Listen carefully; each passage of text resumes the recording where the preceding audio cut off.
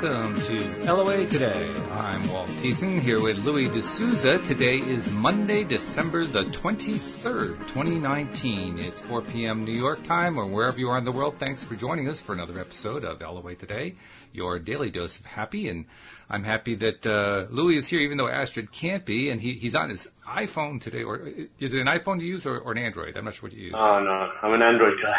You're an Android guy. Okay, so he's on his Android phone today. And so it's a little bit different look today. We're not used to seeing him this way. But how's it going? I hope your week is off to a good start. Yeah, it's very good. I'm in the Austrian mountains on a skiing holiday with the family, and it's all good. Oh, lovely. Yeah, that's beautiful. And that kind of fits in with what I had in mind for a topic today because, you know, at Christmas season, you always have to tie something in Christmassy. I think there's a written rule somewhere to that effect. So, you know, we're going to try to do the same thing here. But I just kind of wanted to get started by asking you a general question. I mean, Christmas is a different thing when you're no longer associating yourself with the Christian church.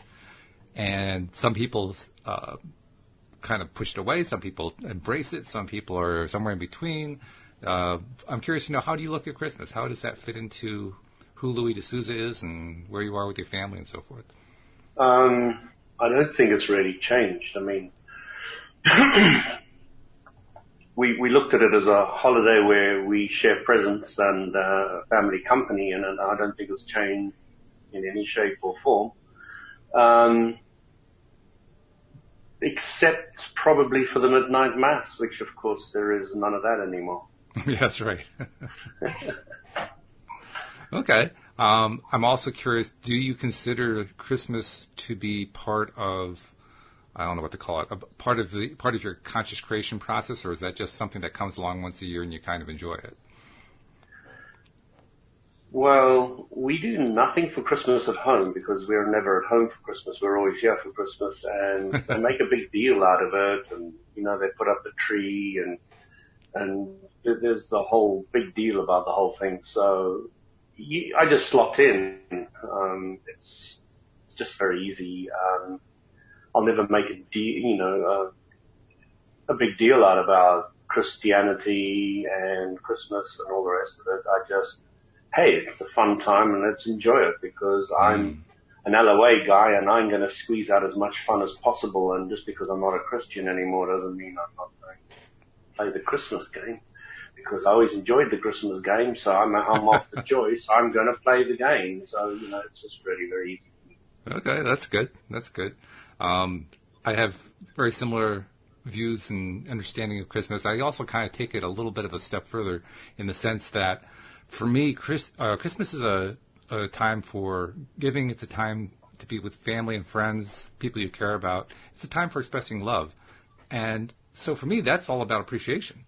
So for Absolutely. Me, Christmas is a time to really, if I haven't been practicing appreciation during the past year, which I actually have, but, you know, to the degree that I have, I can always improve it a little bit. And that's what Christmas is. Christmas is where I kind of take it to the next level. Let's do some even more appreciating than I normally do. So that's the way I look at it. Great idea. Yeah, and I was it's so easy. I was just appreciating this water because it comes straight out of the river at Latvia. Oh, no kidding. It's just pure water. Oh, lovely. That's beautiful. Absolutely beautiful. Yeah, well, of course, you know, the Alps, that's a really rough place to spend Christmas. I mean, you've got the mountains, you've got snow. Terrible. You know, well, when I chose my wife, I made sure she came from a skiing village. Ah.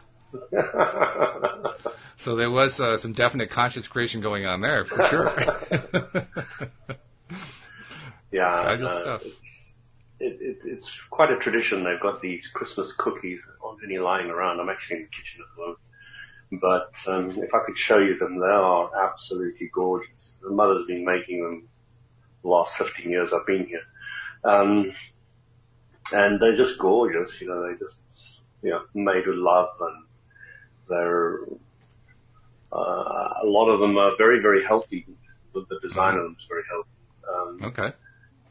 So, yeah, it's really, really, really nice. It's a peaceful place. The energy is very calm.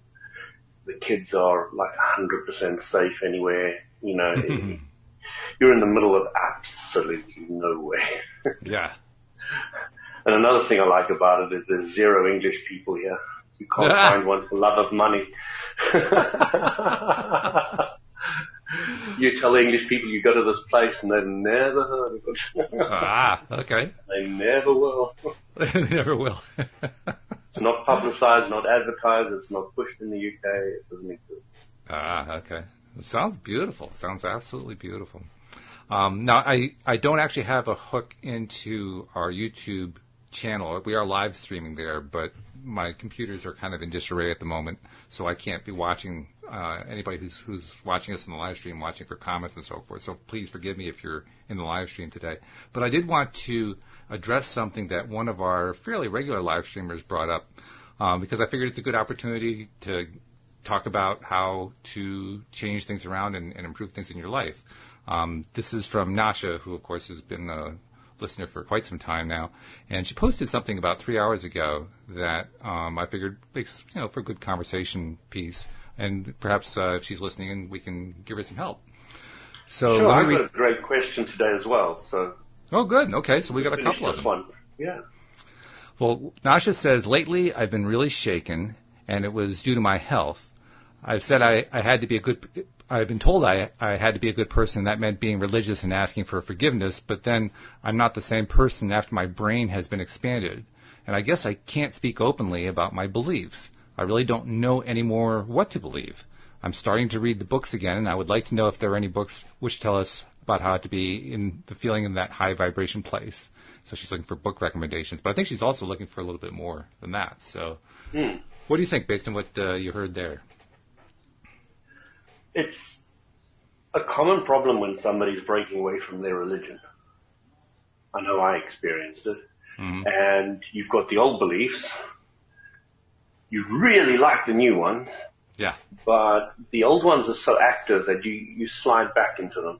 Mm. And then you go forward and you break out again and you slide out. And then eventually there's a period of time where you're become so confident in what you are now believing, and you stop caring hugely what anybody else thinks anymore.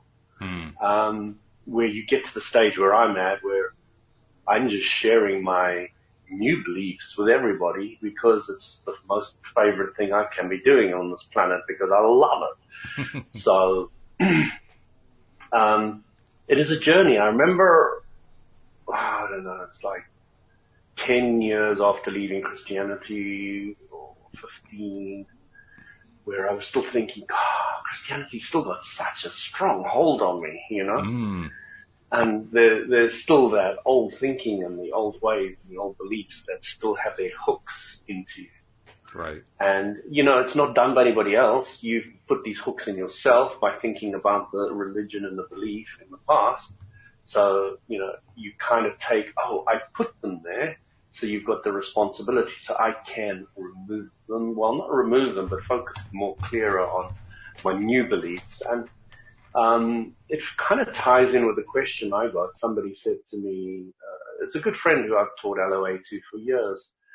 And she said she just had her car broken into, and then they opened the boot and they stole her handbag. Oh dear. And she felt very vulnerable is the word I think she used. So it was really a great question. She said, why does this happen when I wasn't thinking about being attacked or whatever? Yeah. And I said to her, there's two answers to that. One is that you, in the past, have thought about vulnerabilities and she said to me something quite interesting. She said, I was thinking about the car being safe or my bag or whatever. She said, I was actually thinking about it beforehand. Now, the interesting thing about focusing on what you want is there's always an element of what you don't want. Don't say, I really want my bag to be safe in the car unless you think somebody might steal it. Mm-hmm. Yeah, so, there's also a feeling component to that. And that's the way I kind of make sense out of this kind of dual type way of thinking and feeling, because on the one hand, if you're thinking about a topic and it doesn't really feel good the way you're thinking about it, that's one thing. If you're thinking about the same topic in a way that does feel good, that's a different thing, because the feeling vibration is different. Absolutely. You've hit the nail on the head there. So one of the important things to do is, if you are saying, I want my bag to be safe because you've got the feeling that something might go wrong, then you have got mixed emotions, which means you've got a thought going this way of what you want, and you've got a thought going that way of what you don't want. And what everyone would say is your vibration is messy. Yes. So you don't have a clear vibration. So I like that term, messy. It really describes it nicely. It feels like a mess when you're in that place. It does. Yeah. It does. And a lot of people are in a mentally messy place on subjects. Mm-hmm. And you can quite easily see that on yourself when there's a subject where you're a bit confused. And what you're doing is you're trying to get great clarity on what you want, by what you don't want, but you're not separating those components, and they're all getting mixed in together, and you're just way off track with it, and it does feel sticky and messy and not clear and all that kind of thing. So it's a lot of fun playing with it, because eventually you get the awareness that we've just talked about, and then you say, oh my gosh, okay, so every subject's two subjects. Mm-hmm. At the moment, what side of the subject am I focusing on? Okay, Right. If it's that side, I want to go that side. And if it's that side, I want to remain that side. So it's all about awareness, and, the word gets bounded around all the time. And it's important to understand what's actually happening, because when you're focusing on the future of what you want, you're bringing the future into the present by focusing on it. But when you're focusing on something that you don't want, it generally comes from a past experience of being vulnerable, whatever, and you're bringing it into the present, so you're activating it. So you realize that all the power you have is in the moment, and it's about what you're thinking. And you now have a choice to activate moving forward to where you want, or to activate the vulnerability or whatever it is from the past. And it just becomes simpler. I was always wondering how my mother never landed up being attacked or anything ever stolen from her or anything. And she was in our family, and different things happened to different one of us. But she had she had great difficulty in ever understanding why anybody would do anything to anybody like that. Ah. It wasn't even in her vibration. It was just Right. such a non-entity that she managed to go through her entire life, from anybody stealing or cheating from her. Just never, ever in any shape or form ever happened. And I was always amused, because I was sitting there wondering and watching all this and seeing it happen to others, even others in the family, but never to mom. And when you chatted to her about the subject, she really had no understanding why anybody would steal anything from anybody. It just complete ludicrous. It just didn't make sense to her at all. So she didn't even think about it. And there was no vibration that she was putting into that sector. And she never had any problems. There's a great illustration. She's a great example of that. Yeah, that's a great illustration of how this stuff really does work, because literally she wasn't putting any attention at all, regardless of whether she thought she liked it or she didn't like it. I mean, apparently she didn't like it, but she didn't really think about it. She just didn't. No. It just didn't even come into her awareness. It didn't feature in her awareness, therefore didn't feature in her life. And so it didn't show up in her life. That to me is a great reminder, because so often we experience things that we don't like coming into our lives, and then we wonder why it came into our lives when we really don't like that. Well, we gave attention to it. That is the precise question my friend asked me. It's like, I wasn't thinking about it. I wasn't. And I had a few instances recently. It's like, how did I bring that in my life? Because I got a fine. I got a fine for, when you cross an intersection, they've got grids on the ground where, definitely leave this clear. Yeah. Now there was this huge long truck there that had already blocked everything, and there was no way anybody was going anywhere. So I crawled in next to it and stayed there. But because I was on those lines during the wrong time, I got a fine. And I was thinking, what was I thinking about to get it? And I just couldn't get it. And you will have that. You don't understand the full cause and effect of all the things that are happening to you all the time, and past thinking was, and all the rest of it. You know, it's quite weird because I've never had a speeding fine for the entire time in the UK, but when I was in South Africa, it was a massively active vibration. And in the UK, you know, and everybody knows I drive fast. Yeah. I've never, ever had a single solitary point on my entire license. Anybody can check it up online. But I've never understood why. I had a very active vibration in South Africa. And the only thing is somebody said to me, you've got the spirit guide looking after you or something. And it just kind of stuck. And I always kind of thought I'm always protected. And I've had that kind of active vibration a little bit, but I don't know if that's it or it's not it, but you don't always have the answers. And it's not really the big issue. So she said, what do I do? What do I do? Because I feel vulnerable now. I've been attacked in my bedroom, and I promise you it makes you feel quite vulnerable for a while.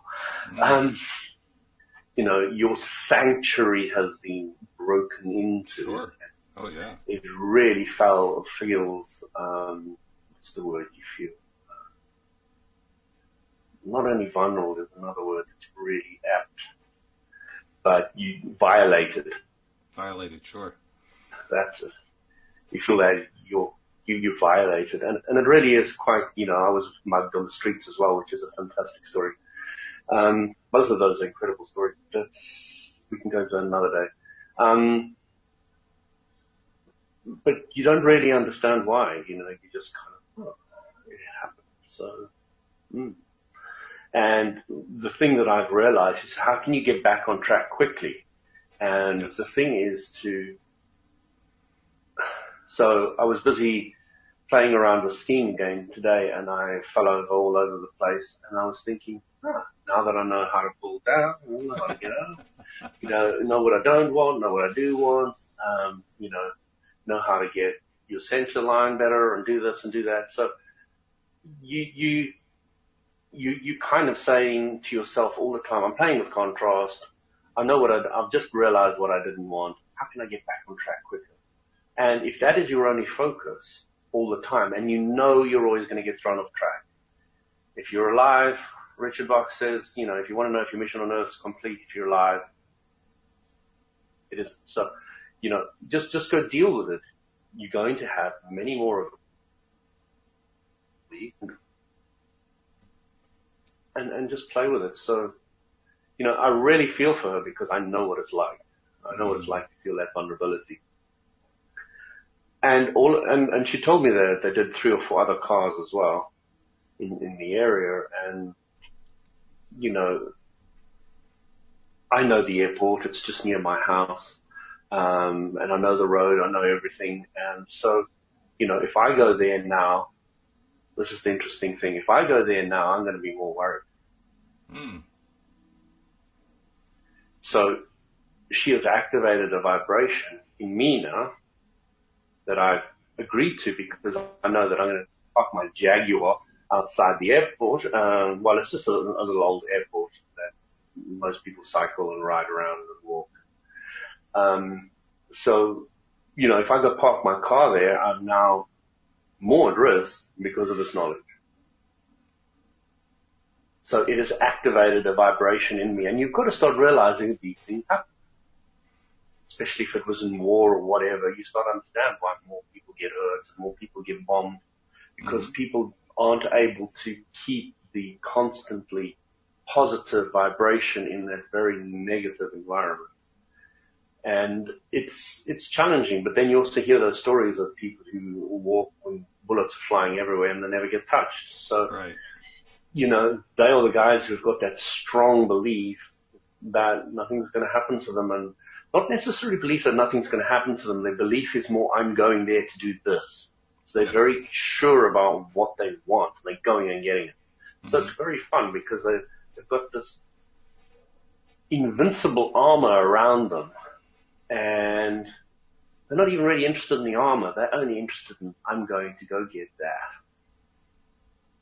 And just that visualization of going to go get that just protects them completely. And because I understand that, I'm now playing with that every day, more and more and more. But what do I want? What do I want? What do I want out of the skiing day today? What do I want out of that? What do I want out of my food? What do I want out of my water? What do I want? And appreciation comes in often. I really want to appreciate the apple. I really want to appreciate the orange. I really want to appreciate the juice. I really want to appreciate the water. So appreciation comes in massively, and you just, I bought these earbuds and they're wireless, and, I just really appreciate not having this cable to my phone anymore. I appreciate that. Do you remember I was sick last week, and right. I had this real cough, and I'd be coughing now if I didn't spend a little bit of time upstairs doing a Jinshin move, which is holding the rib cage here and holding this in here. And literally that endless cough that you have all the time after a cold, etc., quite often, that is completely eliminated by, for me, at this time round, the first step of the lung flow, which is that. And it goes. So I did left lung flow, right lung flow when I was in the middle of this endless coughing. And then after that, every single time I did the first step, just stops it like that. It's so nice because you got this cough. Since most of our listeners are listening to podcasts, they can't see the video. Describe where you're touching on your body, because there are people watching the video. Yeah, sure. Yeah. So left hand goes on the left side of the lower rib cage. Mm-hmm. The right hand goes to just below your left clavicle.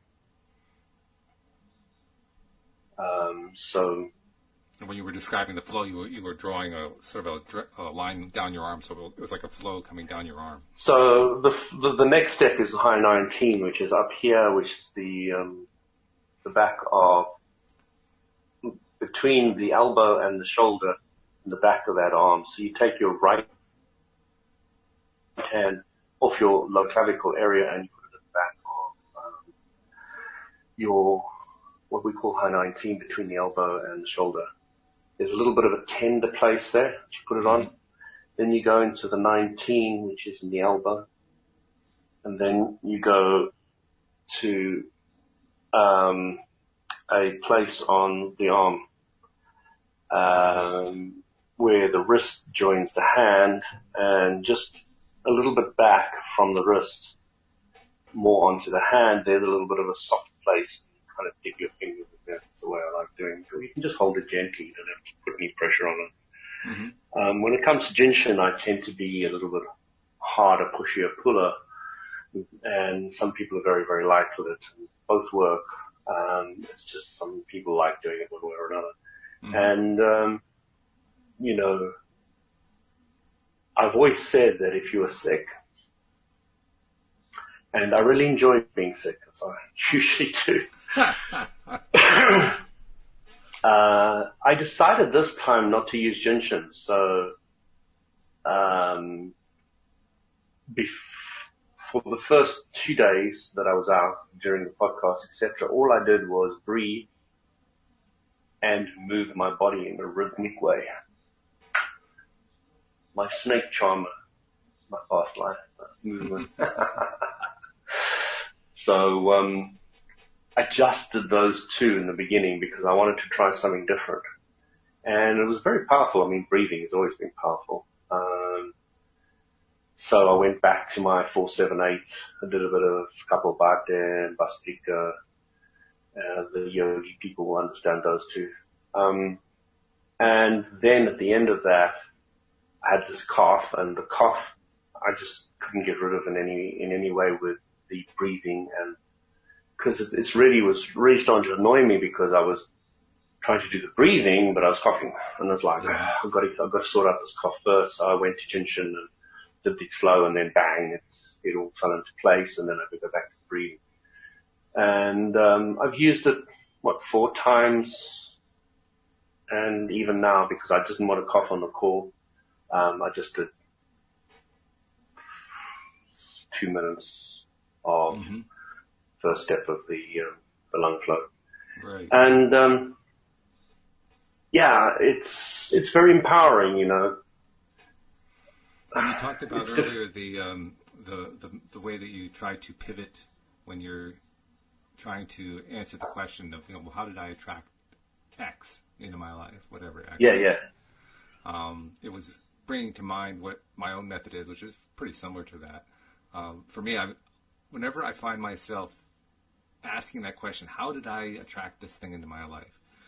The first thing I try to do is to notice that I just asked that same question again. Once again, I've asked myself, how did I attract this into my life? And that's usually enough to kind of kick that whole negative thing off balance long enough for me to kind of rebalance, so to speak. Because the next thing that I do is I remind myself, oh, well, yeah, okay, I have to pivot over to something else that I like, that feels better, that, has a higher vibration and so forth. And even if I can't find that thing right now, all I really have to do is just kind of find a way to let go of that question, to let go of that concern. Where did this thing come from? How did I attract that? Well, just let go of it, Walt. It doesn't matter where it came from. You attracted it. Leave it alone. No big deal. The last thing you want to do is keep focusing on it, so let it go. Exactly. Hit the nail on the head that very few people can do, and because of your endless awareness of LOA, you've hit the nail on the head. You understand that if I'm wondering where it's coming from, I'm going into where I don't want to be. Exactly right. Yeah. And it creates a scenario which is a bit scary. And the scenario is this: you stop focusing almost on a lot of things that have ever happened in your past, and you only start looking about where you're going. And for some people at a certain stage, you can kind of feel a bit lost because your past is made you who you are, and it is important. But now you're giving it less and less credence, you're getting less and less power, except for those beautiful times, which you can go back and milk and bring them into the present, the present. But all the other ones are just getting left behind. So all the things that you tripped over, things that you're wondering why they happened in your life, etc., all of those you're just not even giving any airtime to. They just fade away because they're not being fed. By the way, on those occasions where I have trouble making that shift, have trouble letting go of this thing that seems to have come out of nowhere, I have a rather, I don't know, I'm not sure how to describe it. Amusing, I guess, is the best word. It's an amusing little thing that I do. I get pissed at it. You what at it? I get pissed at it. I say, you get pissed? No, you're not gonna you're not gonna pull that one over me. Not gonna happen. I get really like, yuck. You're out of here. Get going. Hit the highway. And then I make a joke out of it. And by that time I've chuckled. And by the time I've chuckled, its power is a lot less. Yeah. And just staying on that track means that eventually the power goes away. It doesn't take that long. Usually it's a matter of moments. But when I do run into that situation where it just seems like I'm having trouble letting go, I get pissed at it. And hey, being pissed is probably a higher vibration than the one that I was at. So Exactly. It's worried or frustrated, and then going up to the anger. By the way, I want to frustrated is not a good word. For anyone who is listening to the live stream, my apologies. I can't monitor the live stream today for reasons I won't go into, but I just want you to know we're not ignoring you if you're posting in there. I just can't connect, so that's all. I'll leave it at that. I'll probably say one more thing at the end, but then we're done. I also wanted to ask you about the news. I know this is something we don't normally do, talking about the news, but I presume you heard the news that Ram Dass passed today? No, I didn't know Ram Dass passed. Yeah, he passed in Maui. I don't have any details about it other than the fact that he passed, but I wanted to bring him up just because I know he's somebody who you have learned a lot from and looked up to and so forth. And so I just wanted to give you a chance to tell us a little bit about what you love about Ram Dass. Ram Dass, oh my God, I love the guy. I saw him live in London after he'd had his stroke. I always felt he was one of the best orators I'd ever met before the stroke. listening to his stories. I mean, it's, I'll go through one of them because it's really quite amusing. So Ramdas has been to India and he's all guru-fied, and he comes back and he's wandering around America, and he's got this camper van, and he's driving this camper van down, and he's singing the Hare Krishna song, and he is on another level. He's ecstatic. He's feeling so good and all the rest of it, and he's driving along, and he's just singing to himself. He's really perfect place, and then he sees this blue flashing light in his rearview mirror, and he beams from ear to ear. Krishna's coming to visit me. This is cool.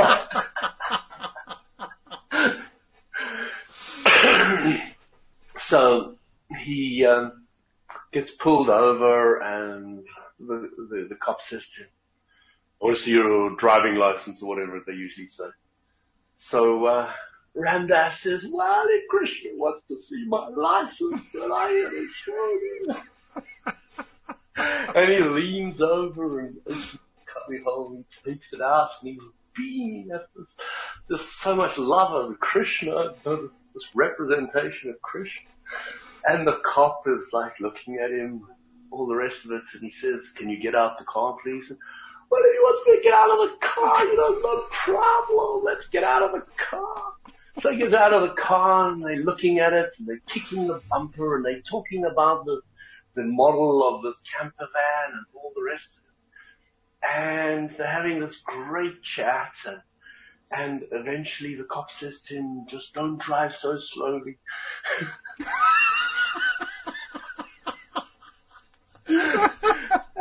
And he says that the guy's standing there with his helmet because he was on a motorbike. He says, "Be gone with you." And he says, "What cop says be gone with you?"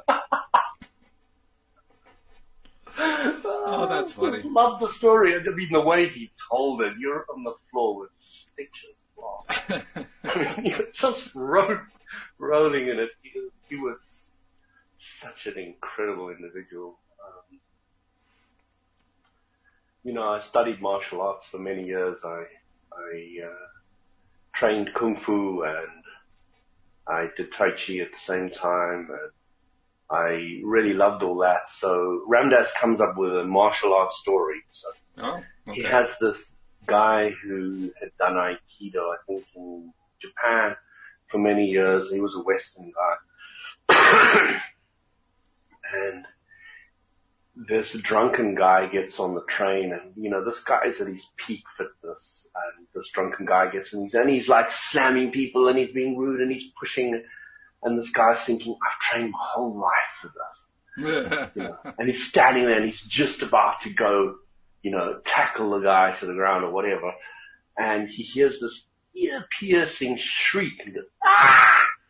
And everybody turns and sees this old little man there sitting in the corner with drinking his sake. And he says to the guy, Come, do you want some sake? Come. So he pulls him over, and they sit down. He says, "You've had a hard day," and all the rest of it. He's chatting to this old guy. And eventually he gets this really mad guy to put his head in his lap, and he's just stroking his hair and all the rest of it. And the guy's just going, I can't believe how this guy's dealt with this situation. Right. And it's just another one of Ramdas's classic stories that stuck with me forever. And, my appreciation for Ramdas and his stories was, he completely fired up my imagination on my spiritual journey about different things and looking at life in different ways. He was just incredible. Those are two wonderful stories because they both illustrate the power of the vibrational state. Yeah. Because what was going on around him, it doesn't matter which him you're talking about, it's still him. What was going on around him didn't match his vibrational state at all. In the first case, it didn't match Ramdas's state. In the second case, it didn't match the state of the guy who had the sake. I mean, their vibration was just completely on a different planet. Yeah, and absolutely. It's interesting, too, because in both cases, the person who was in the lower vibration was easily raised up to the higher vibration. It doesn't have to go that way. It doesn't have to go that way. But if it doesn't go that way, usually it means that the other person just kind of goes away. They'll be thrown out of the vortex. Yeah, but how interesting that in both cases it was a story of somebody in a lower vibration being brought up quickly to a higher vibration. It's a great way of looking at it. I hadn't actually quite put that spin on it, but it's completely accurate. It was the first thing I thought of when I heard the second story. It's like, oh, just like the first one. I don't think I've thought about those two stories since I'd learned LOA. You know what I mean? So I haven't really looked at them through the LOA eye. Perfect LOA. And, Ramdas had this huge problem with humanity and being human. Being human was very important to him. And it was when you say it was a problem, what do you mean it was a problem? It was a problem because when he went to India for the first time, he looked at all these people suffering and not having a lot and all the rest of it, and he felt sorry for them. He really felt completely bad for them. Sure. By the time the gurus were finished with him and he was leaving, he saw the same bunch of people, and he saw how they were laughing at him. He had like a whole 360, but his challenge was, don't tell me that they're not hurting. Don't tell me that they're not in a bad place. Don't tell me, because that's not being human. And his guru once said to him, don't you see how it really is? But he just avoided it. So the gurus didn't even broach this very active vibration with him the whole way through. They left him with his idea that this is how humanity is, and they left him with his bit of illusion that you don't fully create your own reality. And because Ramdas wasn't quite ready for it at that stage, so they just left that part out and taught him with everything else. And that is the sign of a true guru, when you take somebody who's got a really strong active vibration and you play with everything around it and you leave that one alone. Yeah, sure. Yeah, that's a high level of awareness. How fascinating! How fascinating that the way he tells, or the way you tell his story about how he saw and experienced the culture, and saw it through eyes of pity, basically. It's so easy to kind of fall into a trap, because it really is a trap, of believing that that's the objective way of looking at that situation, meaning it's the only way, meaning that there is no other way to look at it. And then discovering later on that there are actually multiple ways to look at it, and they're all different. And that the way that the people themselves are looking at it was completely different. That's probably the hardest thing to come to grips with. Because I think most of us who get drawn into law of attraction teachings do so because, we feel some sort of a lack in our lives, and we hear about this thing, and we say, oh, yeah, okay, that's how I can eliminate the lack and so forth.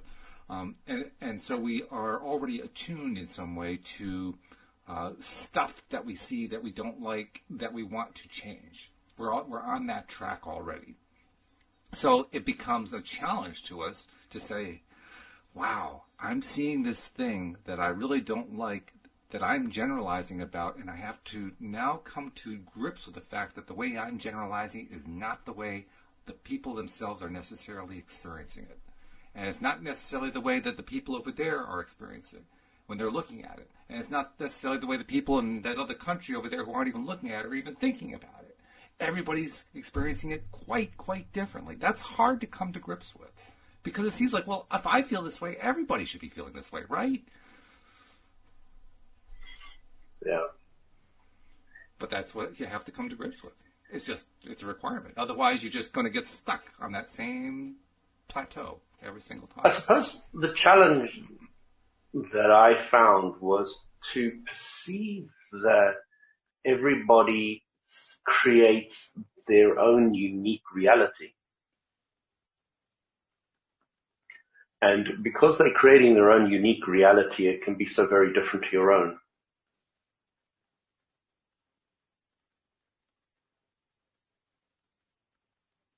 So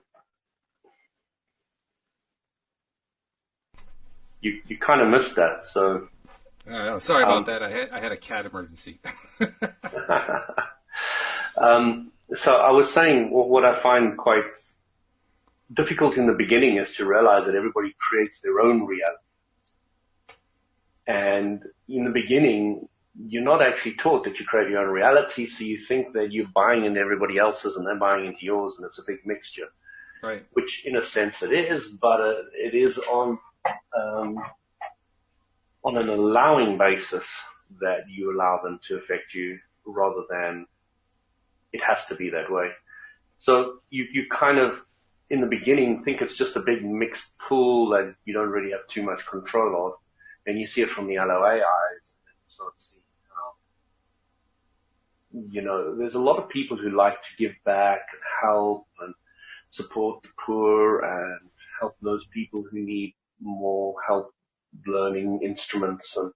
And my daughter really likes Grace van der Walt, or however you pronounce her name, and she is very young, very talented. She won America's Got Talent, probably the most watched and looked at, and very young girl and all the rest of it. But she's now about 16, and she's like taken this million that she's got and all the rest of it, and really given back to everybody else. And you can see how she's enthused about teaching them to study music and to learn all these things, and and that really suits her. Mm-hmm. Sure. But you won't find me dealing with charities and all that kind of thing. I just feel so wrong to me. The best way I can feel charitable is by helping people understand how life works. Mm-hmm. Sure. To me, that gives you food to fish for yourself. And to me, that is very important. I mean, not that her teaching them how to play music doesn't feed them for themselves. There's always an element of that. But, everybody's different in how they want to express that. Yeah, that's true. And none of them are wrong. They're all none of them are wrong. Legitimate. Yeah. And that's part of the learning. That's part of recognizing that, sure, what I'm doing, I like doing, and I feel like maybe I'm somebody who does like to give back. Maybe I'm somebody who does want to go help the poor or something. And so I go do it, and I enjoy it, and it feels good. And that's great. The trick is in realizing that's not the only way to live. There are lots of ways to live, and they're all legitimate. And that can be, a lot of the times I think most of us will say, oh, yeah, live and let live, and sure, yeah, I'm okay with that. Except when it starts hitting our hot buttons, and then all of a sudden we're a little bit less sympathetic, shall we say? A little bit less willing to admit that, well, there's really more than one way to look at this thing that I'm looking at, and that I'm not liking very much at all. What I'm really appreciating about myself now, Walt, is how much I can tolerate everybody's belief structure. Mm. And really, oh my gosh, they really enjoy playing with the contrast that way. Yeah, right. Okay. Boy, did that look like wow, fun. good for them. And there's no angle of frustration, or you can't believe that, you idiot, and there's none of that anymore. It just doesn't exist, and it's just gone. And you're now really fascinated at how versatilely different everybody wants to play with their contrast, and it's like, cool, man. Jeez. I find that I'm and it doesn't really matter where they're doing it, what level they're doing it at, or anything. They're playing contrast. And contrast is your teacher. So it's all beautifully perfect, and it's really nice when you see that, because you don't get hung up, you don't get pushed and pulled, you don't get frustrated, you don't get angry, you don't want somebody else to believe what you believe.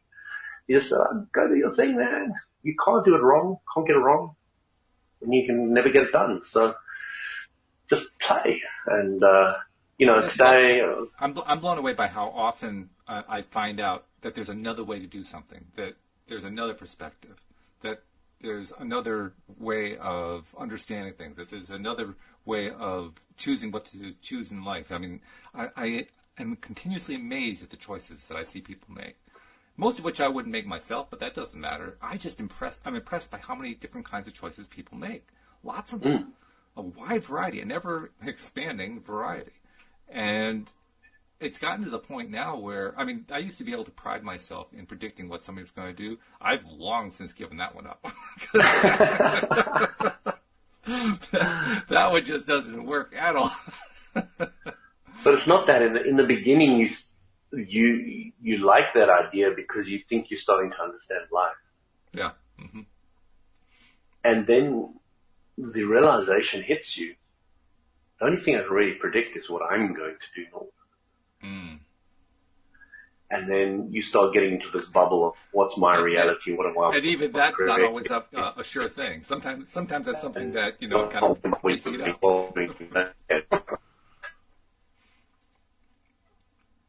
Uh-oh. Did we lose you? Oh, no. Oh, here he comes. Are you there? Oh, you went on a bit of, you repeat that? Yeah, we got a bad connection going on there. I think it's starting to clear up now.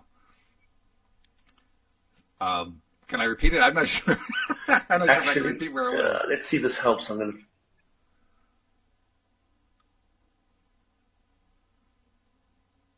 Yeah, something's happening where we're losing you and you're coming back, and we're losing you and you're coming back. I can see the bars turning red and then yellow and white, which is my indicator that we lost you, you're coming back, and then we have you back. Right now, we've got you as not there at all. Okay. I think my 4G is going to be faster by far than the Wi-Fi network. So. Oh, okay. All right. This should be better. Okay. Well, we'll go with that for a while then. But I have no idea what I was just saying before that, so we'll just have to go from scratch. Technical issues have that tendency to just kind of distract my attention away from whatever I was focusing on before.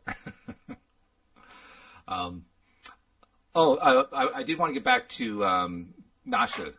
You kind of addressed what she was what she was feeling early on in the podcast about, you know, when you're in that transition period between what you used to believe and this new belief system that you're adopting, and how uncomfortable that can be and how confusing it can be, and how you kind of find yourself being pulled back to the old system, and then you come back to the new system, and then you're pulled back. It's kind of like being in a tennis match almost. What I wanted to add, and by the way, I loved what you said. What I wanted to add is that she was asking for books and so forth. She'll get a lot of recommendations about different books, and she knows what some of them are, and I'm sure you and I could both mention, actually anything from Abraham Hicks is going to be good. But more than books, whenever you're dealing with something where you're finding yourself in a transition between what you used to believe and what you believe now, that's a good time to just kind of sit with it. Some people would call that meditation. I guess what I do is sometimes call meditation. I just call it sitting up with it, and that's all I do. But I sit with it, and I just kind of relax myself, and I just kind of, explore. What am I feeling about it? What am I thinking about it? And my purpose in doing that is to look for situations, look for thoughts, look for feelings, look for thought patterns that get me into that hot button range. Because usually issues like this come up because somebody pushed a hot button and you got all reactive about it, and now you're feeling out of sorts and you're out of the vortex, your vibration's low, yada, yada.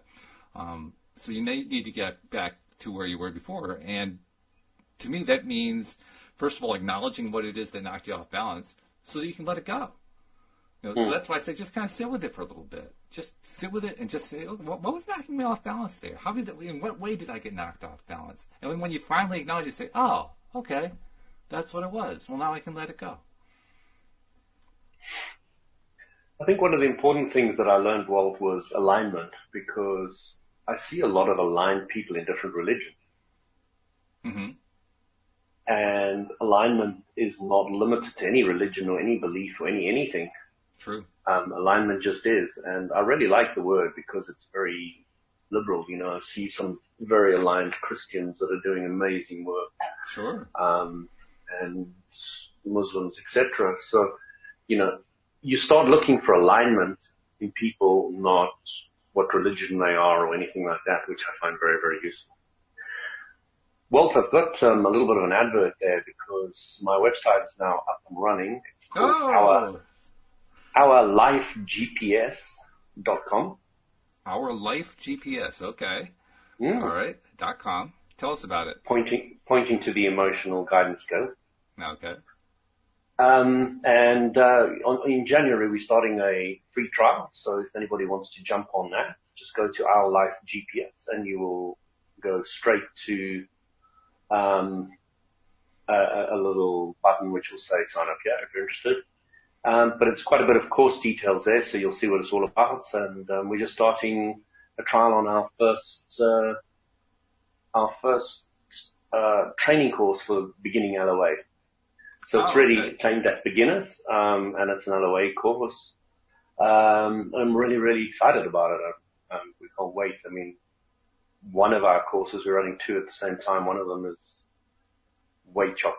It's way full. So, the other one, we're only having 8 people on. So if anybody's interested, get in quick. Yeah. It'll be a lot of fun, and we're really looking forward to my partner and I, Yvonne, putting it all together and, really just having a lot of fun with it.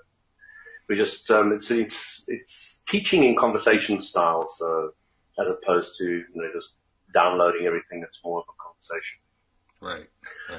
You can obviously choose to just sit in the background or you can choose to, be very interactive, which is the way we like it. But, it's really up to the individual. And, if anybody's interested, Our Life GPS, pretty simple.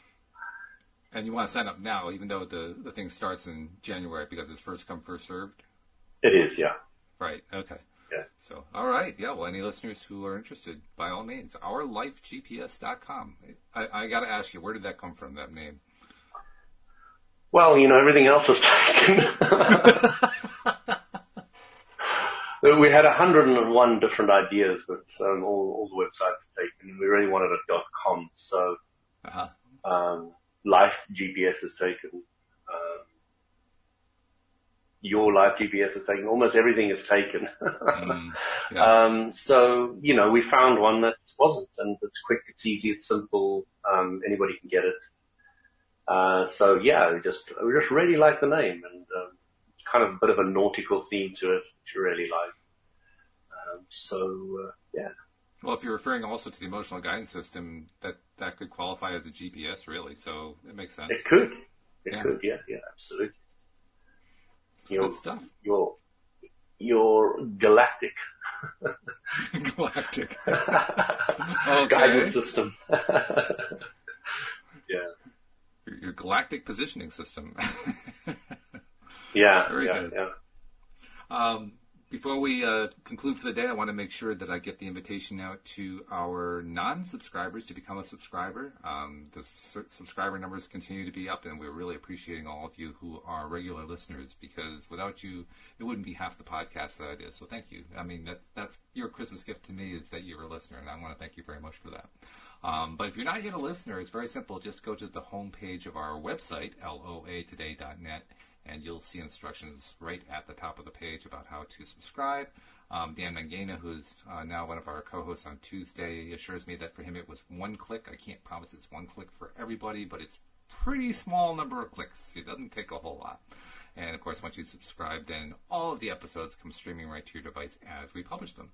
And feel free to also check us out on YouTube, because when we record, we live stream to YouTube. Just go to YouTube and do a search for LOA Today podcast videos, and we'll pop right up there, and you just click the subscribe, click the little bell so you get notified, and we will send you all kinds of good stuff coming that way as well. But either way, make sure you at least become a podcast subscriber. That's where most people listen, because we want you to be part of our audience, and let's be honest, podcast listening is really the easiest way to consume media these days, because you can do it while you're doing other things. I mean, if you're watching video, you're kind of stuck. You have to kind of sit there and watch the video. But when you're listening, I mean, you can do that on the go. You can do that as you're working around the house, working at the office, whatever it is that you do. You can just do it as part of your day. So take advantage of that. Enjoy it. And of course, the big benefit is, unlike most other programs that are out there, we actually emphasize the positive. We emphasize what feels good in life. You don't hear that too often. Most of the stuff that's out there is about drama and, expansion points and contrast, major contrast, huge contrast. Let's go into the contrast. Dan, tell me more about that contrast. it's a contrasty world. Well, it's nice to have a place that's sort of an oasis, and that's what LOA today is. So please become a subscriber and join our community, and we really appreciate it. By the way, also, check us out on Facebook. We have the Pivot Pals group, Law of Attraction Pivot Pals, which is a good place to come if you want a supportive environment for putting out there to life, the universe, and everything, what it is that you're trying to attract into your life. And it's also a good way to revisit every day, to get into that habit of going back to what is it I'm looking for? What is it I want to feel? And then get into that feeling place every day. Because the more that you do that, the better your vibration gets, and not just regarding that thing, but about everything. So, feel free to join us and become a Pivot Pal. So we got a couple minutes left before we're done. First of all, I wanted to congratulate you for from now on staying on your skis rather than falling off your skis, because that makes the skiing experience so much more enjoyable. It's always good to fall. Contrast. Sometimes you get the contrast all over your clothes, but that's part of it. It's all fun. And I hope that Astrid Kaufman, of course, is not able to join us today, but hopefully she'll be able to join us again next week, which will be our last podcast as a Monday Crew for 2019. 2020 is coming. And so big numbers, 2020. 2020, yeah. I'll tell you what I think about 2020. I'm just curious to know if you have any thoughts about 2020. But 2020, of course, we associate that with vision. 2020 being what they call normal vision or clear vision. That's true, yeah. Yeah. And 2020, the year is going to be a year of clarity for a whole lot more people in a whole lot of ways, including myself and you and our listeners. But I really do believe that deep down, 2020 is going to be a big year of clarity. A lot of things are going to clear up for a lot of people in a lot of ways. So that's my take on it. I think kind of the way you said that, you've half answered my question, but I'll ask the question anyway. What do you think is going to be what we're looking forward to in 2020? What do you think we should expect from 2020? Well, your explanation was perfect, because I've improved my eyesight more than half, and I've always said one of my dreams in this lifetime is to get 20/20 vision back again, from my Coke bottles to where I am now to not having glasses at all. So fabulous. That would be amazing. I mean, still, it would blow me away. Already going halfway improving them is good, but to finish that off would, not have to take glasses or contacts anymore would be such a dream.